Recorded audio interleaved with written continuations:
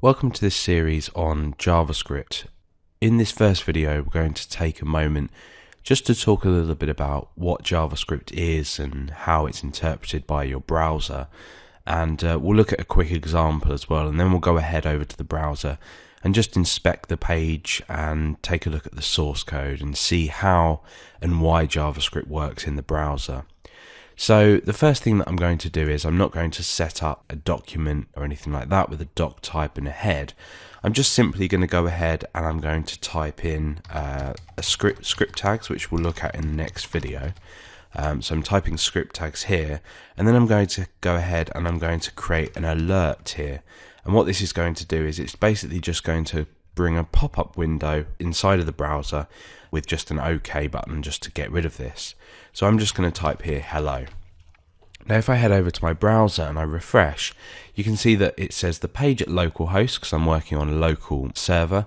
You can do these examples throughout the series within files on your desktop or just files within your document area on your computer.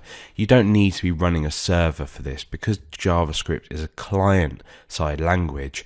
Everything's interpreted and run in the browser, and it's compiled within the browser and then run. So you don't actually need a server to be able to work with this. So you don't need to upload anything. You can get started straight away by just creating a file and just working with that file. As long as everything that you write is valid, it will work. So you can see that we've got a hello dialog up here with an OK button. I'm going to go ahead and hit that, and we're back to where we started. Now I'm going to go ahead and view the page source here. Now you can see the entire source code of this file. You can see that we've got the alert there with the hello text in the middle of it, the script tags on the outside. Everything that we write in JavaScript will be visible to the users that are using the website. So be wary that when you are perhaps including any sensitive information, if you are writing anything that you wouldn't want anyone to see, be careful because anyone can see this, whether it's an external file or you're writing it just on the page like you can see at the moment. So let's go ahead and take a look at what actually happens within the browser at this point. So what's happening is when we refresh, the page is being hit, and you can see that within our body at the moment you can't see, well within the head, this is automatically being sort of placed in the head because we have no structure. What's happening is when I refresh, this dialog is being induced, and then when I hit OK, the rest of the code will be run. So this is called a synchronous command, if you like, because what's happening is it's blocking anything else happening on the rest of the page. You can see that we've got this sort of circular loading within Chrome here. When I go hit an OK, the rest of the code will be run.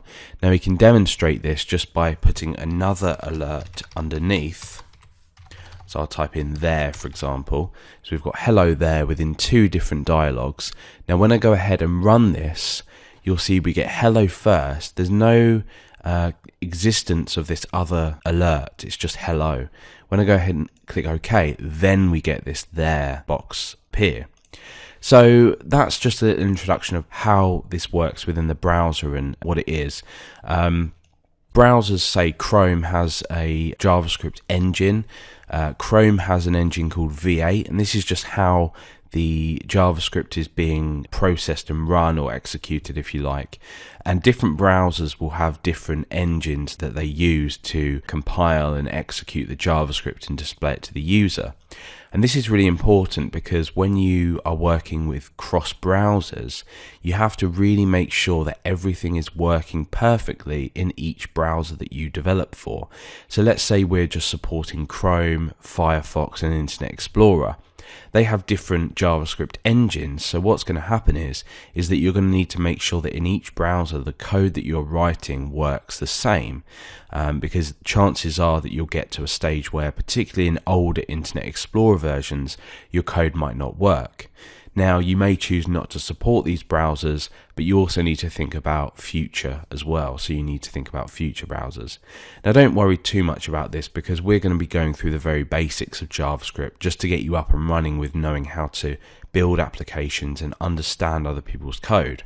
But it is useful to know that you can then go on to work with libraries such as jQuery which allow for a seamless cross-browser experience. So we have particular JavaScript libraries that help us write code by doing all the hard work in the background for us, and we can just go ahead and use these libraries. And we'll be looking at how we use these libraries a little bit later on in the series. We'll have a sort of introduction to how we might go ahead and implement them on our page, and exactly what's going on the page as well.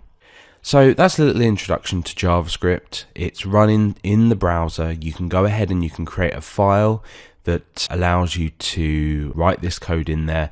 For example, the file that I'm working with is just this index file here. You can go ahead and create this file on your desktop, in your document area. It really doesn't matter. Go ahead and create a file with an HTML extension, load it into your browser, load up the file that you're working with in your text editor, and you can go ahead and you can start writing out code.